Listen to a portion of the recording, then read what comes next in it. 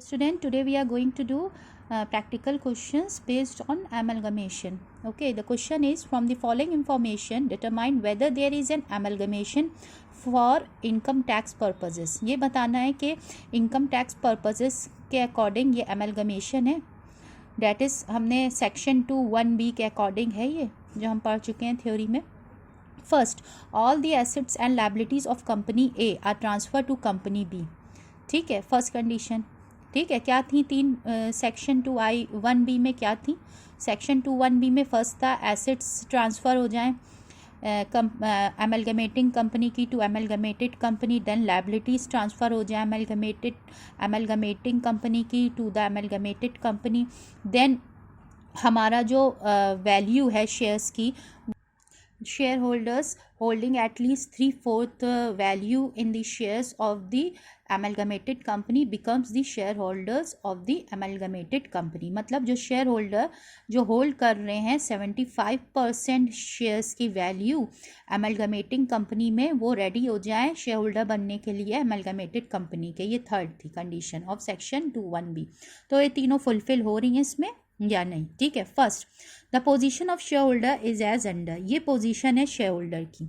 First, 40% of share in value in company A are held by company B. 40% share दिया है. फिर 60% shares in value in a company A are held by other share holders. मतलब 40% जो है वो held किए हैं shares B ने. ठीक है, और अमेलगमेशन किसका हो रहा है? ए का हो रहा है बी के साथ. ठीक है ना. और 60% शेयर्स जो हैं कंपनी ए के वो अदर शेयर होल्डर्स के हैं. तो 40% इसके थे पहले ही before amalgamation. The other share holders holding 40% share in value in company A become the share holder of company B. ठीक है, जो अदर शेयर होल्डर्स हैं जो हमारे 40% शेयर्स जो है होल्ड करे हैं in company A become the share holders of company B. ना यहाँ पे हम देखें कितने शेयर्स होल्डर्स जो हैं वो कंपनी बी के बन गए. ये हम यहाँ पे देखें कि बी ने ए के शेयर्स जो होल्ड करे थे वो 40% पहले ही कर रखे थे बिफोर एमलगमेशन. ठीक है, तो सेक्शन 2(1)(b) की जो कंडीशन थर्ड कंडीशन है वो यहाँ पे हम देखेंगे फुलफिल हो रही है या नहीं. ठीक है, तो ये 40% हम माइनस करेंगे.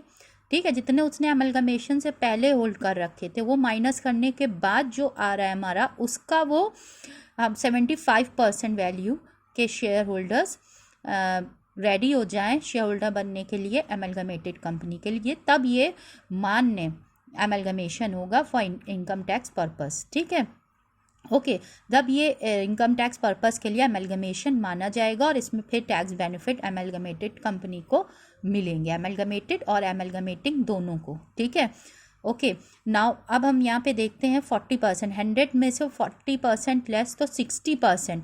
तो 60% का हम ले लें 75%. तो 60 का 75% हमारा हो गया 45% शेयर होल्डर्स को कंपनी बी का शेयर होल्डर बन जाना चाहिए था. ठीक है, फॉर वैलिड एमलगमेशन. ठीक है, according to income tax purpose. But यहाँ पे कितने शेयर होल्डर बने? ओनली 40% शेयर्स जो होल्डर्स जो हैं वो इन वैल्यू वो इन कंपनी ए, जो कंपनी ए के 40% शेयर्स इन वैल्यू में थे वो शेयर होल्डर बने हैं बी के. और बनने कितने चाहिए थे? 45%. तो ये जो एमलगमेशन है ये अकॉर्डिंग टू सेक्शन 2(1)(b) नहीं हुआ है. Okay, so if an amalgamation take place within the meaning of section 2(1)(b) of income tax act 1961 then only the various tax relief and benefits shall be available to amalgamated company and to amalgamating company. ठीक है, amalgamating और amalgamated को जो tax benefit मिलते हैं वो तभी मिलते हैं. ठीक है, तो ये हमारा इनकम टैक्स पर्पस के अकॉर्डिंग अमलगमेशन मान्य नहीं है. ठीक है, ओके. नेक्स्ट क्वेश्चन हम next question is, company A is proposed to be merged with company B in 2009. The following are the particulars of the former company. ठीक है, company A ने प्रपोज किया to be merge with company B. ठीक है, in 2009. ठीक है, now the following are the particulars of the former company. पहले company A के ये हमारी इंफॉर्मेशन है। अनअब्जॉर्ब डेप्रिसिएशन जो है इसका वो है 50 लाख, ठीक है। और हमारा अनअब्जॉर्ब बिजनेस लॉस है 30 लाख, ठीक है। एंड सेकेंड हम देख सकते हैं अनअब्जॉर्ब डेप्रिसिएशन जो है वो है, unabsorb depreciation is 50 lakh and unabsorb business loss है 30 lakhs and unexpired period for deduction under section 80IB, ठीक है 3 years, ठीक है। Okay, now calculate which of the benefits can be availed by company B if the merger is not amalgamation under section 21B, ठीक है। कौन कौन से benefits मिल सकेंगे एमलगमेटेड कंपनी को जो बी है। अगर मर्जर जो है वो अकॉर्डिंग टू एमलगमेशन नहीं है, मतलब मर्जर एमलगमेशन नहीं है अंडर सेक्शन 21B के अकॉर्डिंग, ठीक है। Second, the merger is amalgamation under section 21B। Amalgamation merger जो है एमलगमेशन है माना जा रहा है अंडर सेक्शन 21B में, ठीक है। But does not satisfy condition of section 72A। 72A की हम पढ़ चुके हैं कंडीशंस, ठीक है। क्या कंडीशन है सेक्शन 72A की?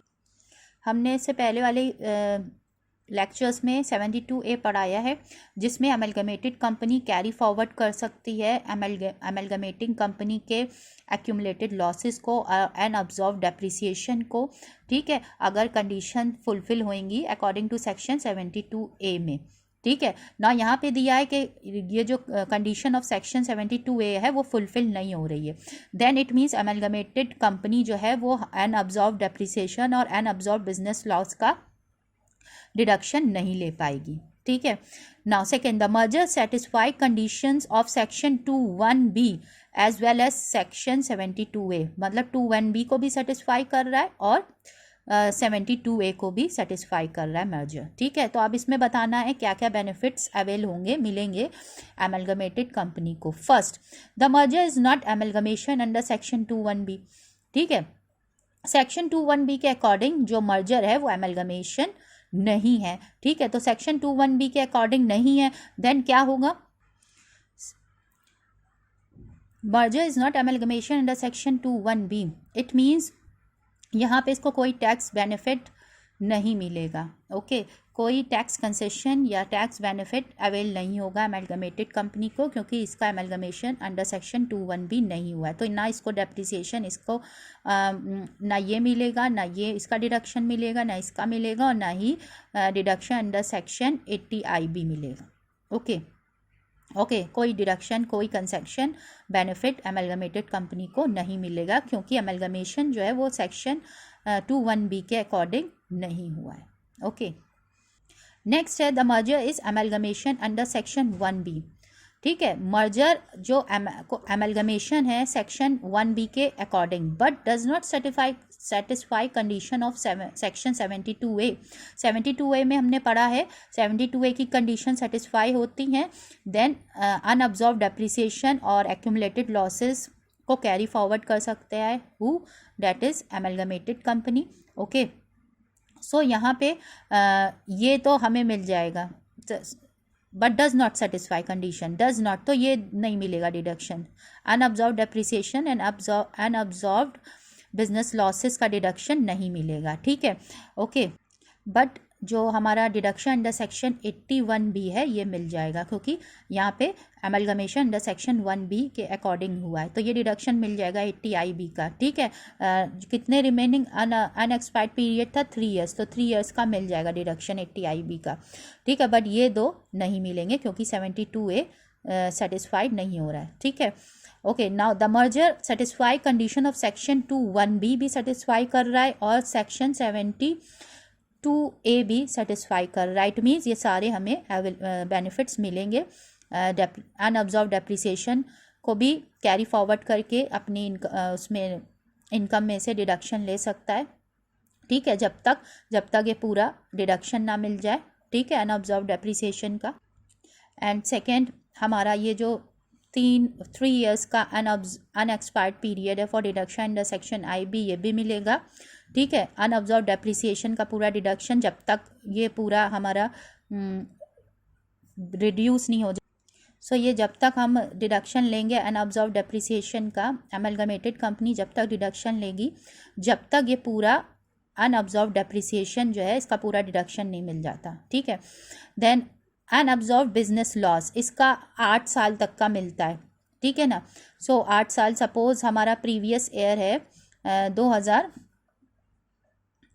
2018, ठीक है, 18-19 है प्रीवियस है, तो 19-20 से 8 साल जोड़े जाएंगे। ठीक है, तो एक्यूमुलेटेड अनअब्जॉर्व्ड या एक्यूमुलेटेड लॉसेस जो हैं, जो अनअब्जॉर्व्ड हैं, जो नहीं, जिसका डिडक्शन नहीं लिया है एमलगमेटिंग कंपनी ने, तो उसका डिडक्शन एमलगमेटेड कंपनी को मिलता है 8 साल के लिए अनअब्जॉर्व्ड बिजनेस लॉस का। ठीक है, तो 8 साल तक इसको मिलेगा।